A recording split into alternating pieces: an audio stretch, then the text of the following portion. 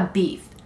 Big roast beef right now. Hey kids, welcome back to my channel. If you're new here, welcome to my channel. I am Amanda. So I was actually gonna post a writing video today, but something happened last night and I just really need to get this off my chest. So my friend Kendall put out a video not too long ago about the need for LGBT representation on SVU. Following her video, another member of the fandom, Sam, also made a video talking about the need for representation on SVU. There's also a podcast from 3 other members of the fandom, Cho, Erica, and Larissa. It was fantastic, talking about toxic masculinity and also heteronormativity. So it kind of went hand in hand with that. It touched a little bit on LGBTQ representation, but more so focused on the elements of the episode Intent, which aired, I don't know, 2-3 weeks ago. Both videos and the podcast will be linked down below. Anyway, so what ended up happening was one of the show's executive producers and 2 of the writers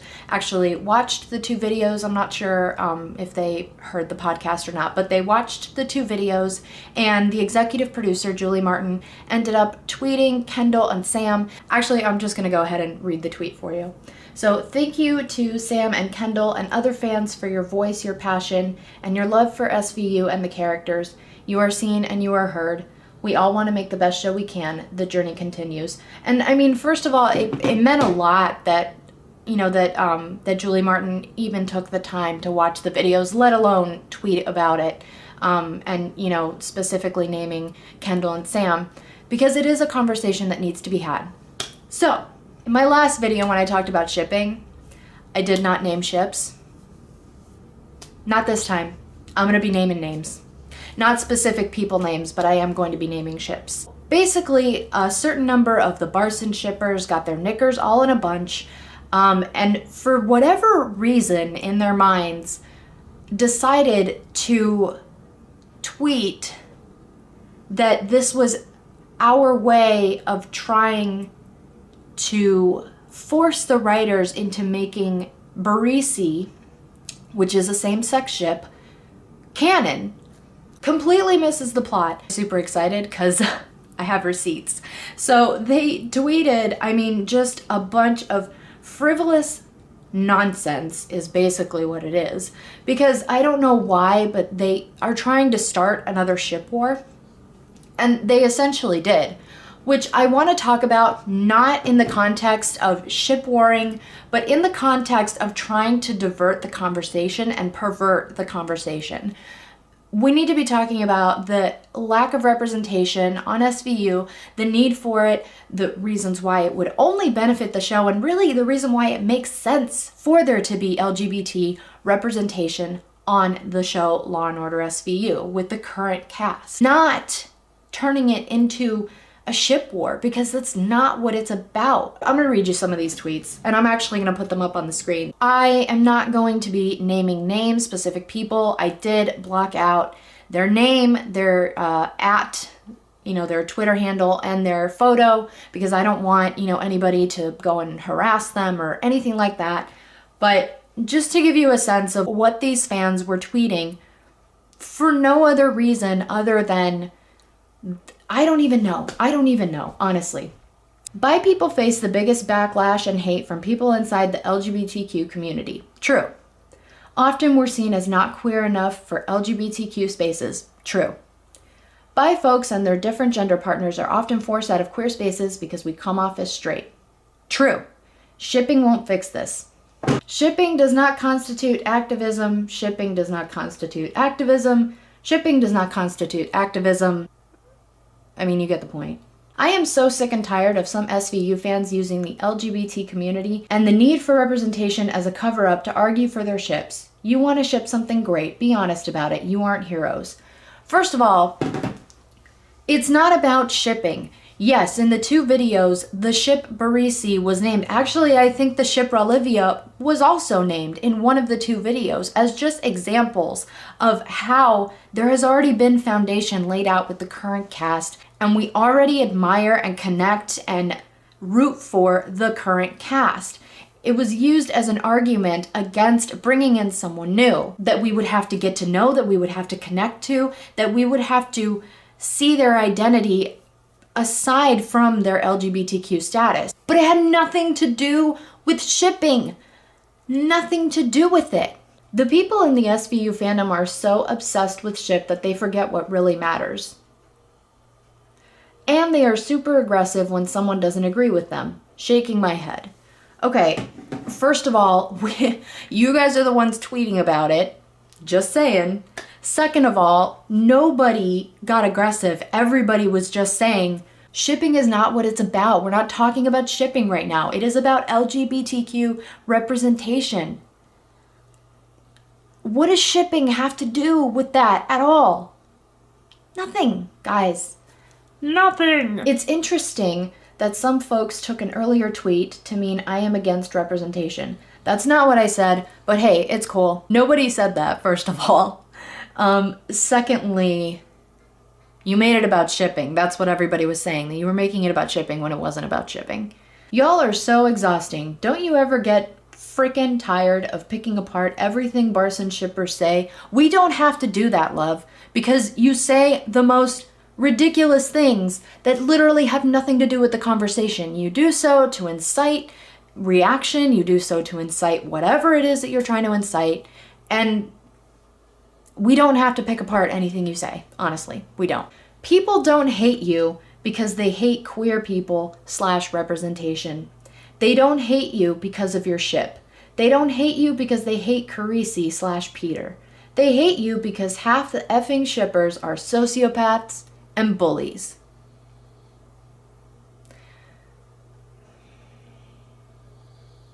So, pot meet kettle. Before I read this next tweet, I need to preface it by saying that Philip Winchester from Chicago Justice is going to be joining the SVU cast shortly, and he is coming in as his Chicago Justice character, Peter Stone. If Stone was revealed as gay / bi instead of either component of that ship, by the way, that ship is capitalized, capital T, capital S, those shippers, again, capital S, capital T, capital S, would twist around themselves to say it wasn't good enough. Because this isn't about representation, it's about that ship. Again, capital T, capital S.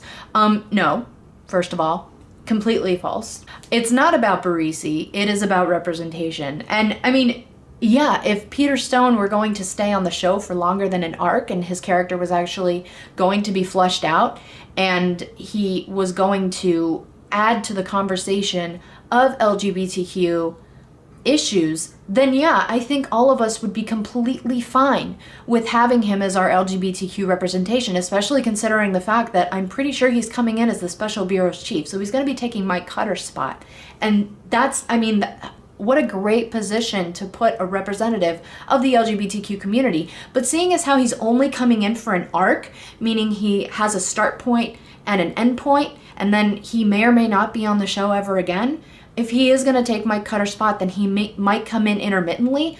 But we've already had that. We have that with Ken. And even Ken, we haven't seen much of Ken lately. By the way, did he have a boy or a girl? Anyway, same thing with George Wong. George Wong was an incredible representative of the LGBTQ community, but they never explored that side of him. They never did anything with it. They never nurtured that identity. And so it was a part of him, which is fine, but he hasn't even been on the show for the last couple of years. So there is zero, as of now, there is zero representation on Law & Order SVU for the LGBTQ community. I want to try to kind of break it down in a way that you will probably understand what we're trying to say. So we're going to do a little exercise where we're going to imagine that instead of Stabler leaving, Benson had been the one to leave. Instead of Amaro leaving, Rollins had been the one to leave. So let's assume that we had an all-male cast of SVU. And we were asking for female representation on the show again. Would you really then, with a straight face, turn around and say to us, well, you have Carmen, what more do you want? Come on, you guys. You wouldn't. You wouldn't, because it's literally the same thing. We want a strong woman on the show. We have a strong woman on the show. We have a strong African American character on the show that is seen as a hero. We have strong women. We have amazing representation of single mothers with Amanda Rollins and with Liv and Noah. We have great representation of Cuban Americans or the Hispanic culture in general with Rafael Barba's character. I mean, I don't understand why this is so difficult to understand.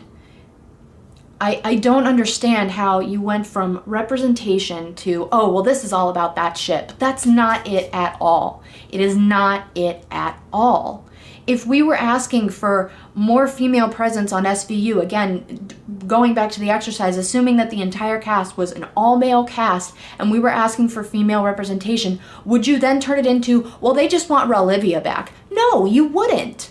I am so sick and tired of some SVU fans using the LGBT community and the need for representation as a cover-up to argue for their ships. You want to ship something great, be honest about it, you aren't heroes. My hurt feelings over Barson, you are out of your mind. I stand by what I said. Your ship is not activism, your ship won't change the world, neither will mine. But go ahead, come at me. Nothing you can say will break me. People were defending the fact that it wasn't about shipping, and they were making it about shipping, certainly, but nobody was coming at her at all.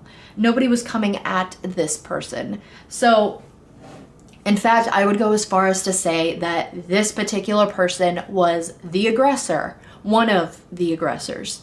There was another, but again, not naming names. My point is that somehow an important conversation that was finally beginning to happen within the fandom was suddenly derailed, all because a couple of people got their panties all in a twist and decided to make it about something else. This one's actually really funny. Your ship is not the biggest in the fandom, not as in all caps. WTF, also in all caps. I don't even say that about mine, and it's getting more popular every day. So humble of you. So, okay, first of all, I don't think either one of them said that it was the biggest in the fandom. They said it was one of the biggest in the fandom. Hey, mailman. They said it was one of the biggest in the fandom, which it is. I'm going to go ahead and direct your attention to that screenshot up there, and just notice the pairing up at the top, as well as the number underlined. I am not great at math, but it's almost double.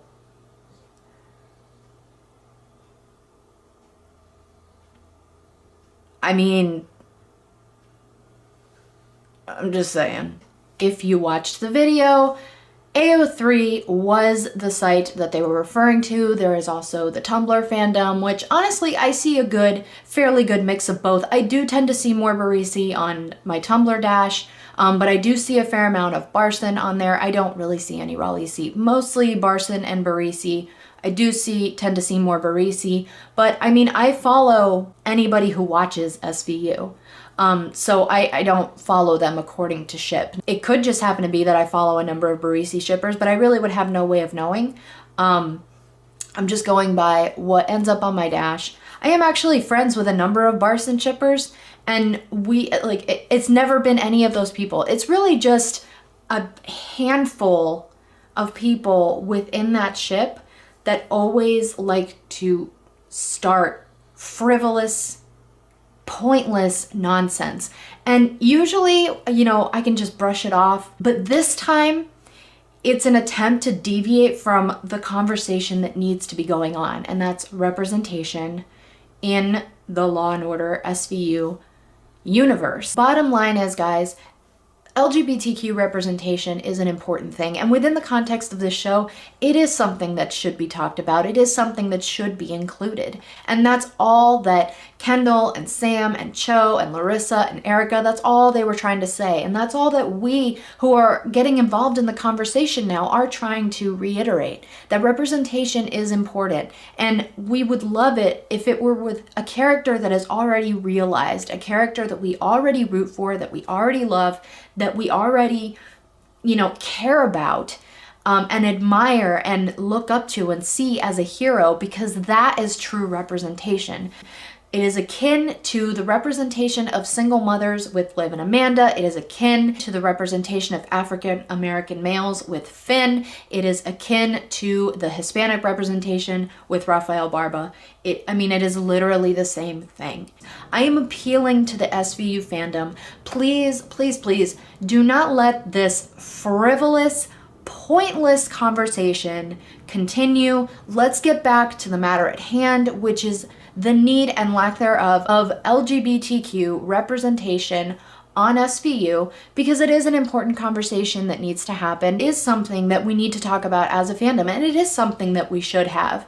For a show that has recurring themes of empathy, acceptance, tolerance, equality, this is a conversation that needs to happen because there should be an LGBTQ representative within the current cast. And the reason I say within the current cast is because these are people that we already root for, we already love, we already admire. We just need one of them. We literally just need the writers, the showrunner, whoever to pull the trigger on just one. And we want it to be a realized character. We want that side of them explored through the cases or through their personal character arcs. We want to see how the current issues within the LGBT community and the LGBT community with the rest of society in general, we want to see those stories told. We want that representation. And that was really all that this was about. For someone to turn around and make it about this ship or this ship is really, frankly, it's kind of disgusting, first of all. And second of all, it is just so completely misguided. You completely missed the plot. You missed the plot. And that's all I got for you today, kids. I just really needed to get that off my chest. This coming Friday, I will be doing the long-awaited story time.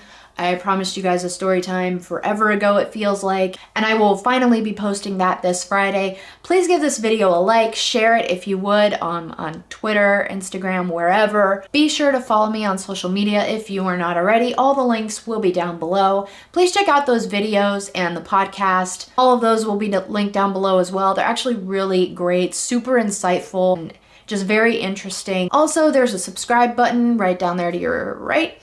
So if you would be so inclined to go ahead and click that button, and then there's a little bell, you can just ring the bell, and that way you get notifications every time I post a new video. I post every Wednesday and Friday. Thank you again for watching, and I will see you next time.